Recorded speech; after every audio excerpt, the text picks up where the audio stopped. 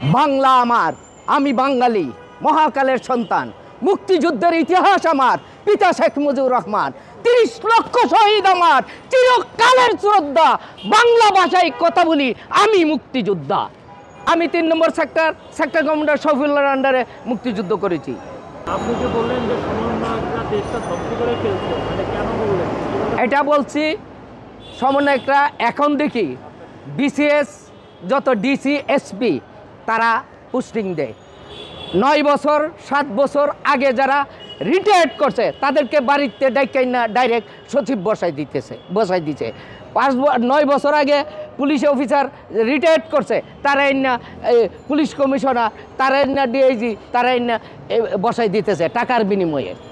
কোটি কোটি রে যেই ছেলেরা সমন্বয়করা মেসে থাকতো, খাইতে পারতো না, মেজ ভাড়া দিতে পারতো না, তারা আজকে পাজারু জিপ চালা, আইফোন 4টা 5টা তাদের হাতে থাকে।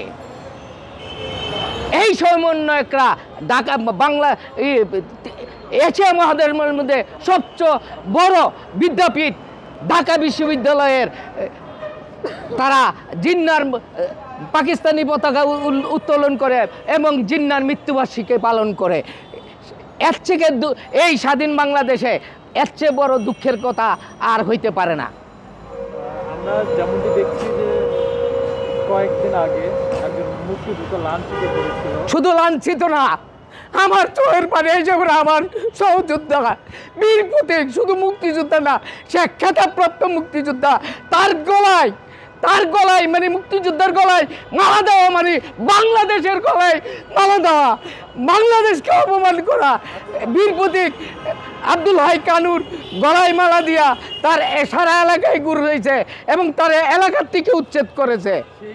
আমরা মুক্তিযোদ্ধারা জীবিত থাকতে এটা মেনে নিতে পারি না। সেই মুক্তিযোদ্ধা যখন অপকর্ম করেছে, মুক্তিযোদ্ধা হয়ে যখন লুটপাট করেছে, তখন আপনারা কোথায় ছিলেন? তখন আপনারা এমন কোনো রেকর্ড নাই আব্দুল হাই কানু, এমন কোনো প্রমাণ আপনি দেখান, একটা প্রমাণ আপনি দেখান আব্দুল হাই কানু কোনখানে লুটপাট করছে, কোনো করছে। মামলা তো আমার কাছে এখন আছে 142 জনের মামলার তালিকা আছে। মামলা হয়েছে সিরাজগঞ্জ, ঢাকার 142 জনের আসামি। এই যে নকল উড়াই আনলাম। তৎকালীন সময়ে যুবলীগ নেতাকে হত্যার দায়ে তিনি কারাগারেও গিয়েছিলেন। এখন মামলা তো তখন তিনি তো মুক্তিযোদ্ধা না, মামলা এমনভাবে হইতেছে, মামলা যেখানে আওয়ামী লীগের আমলের মামলা, তখন আপনি কোথায় ছিলেন? কার নামে মামলা হচ্ছিল? কার নামে? হ্যাঁ, কানুন নামে 8টা মামলা আছে, সেগুলো একটা প্রমাণ আপনি বলতেছেন, আমি শুনতেছি, আমি বলবো, আপনি শুনবেন। আমি প্রমাণ দিয়ে কথা বলবো, আপনি যে মামলা হয়েছে একটা ডকুমেন্ট দেখান তার কানুন নামে মামলা।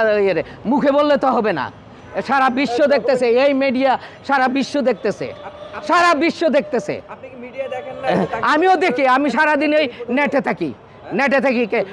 জনমানি কি বলে, প্রতিদিন কি বলে, ওই গোলাম মাল্লা রনি কি বলে, কি বলে, সব আমি সারা রাত আমি তাজ্জুদ নামাজ পড়ি আর এগুলি দেখি আর চোখের পানি ফেলাই।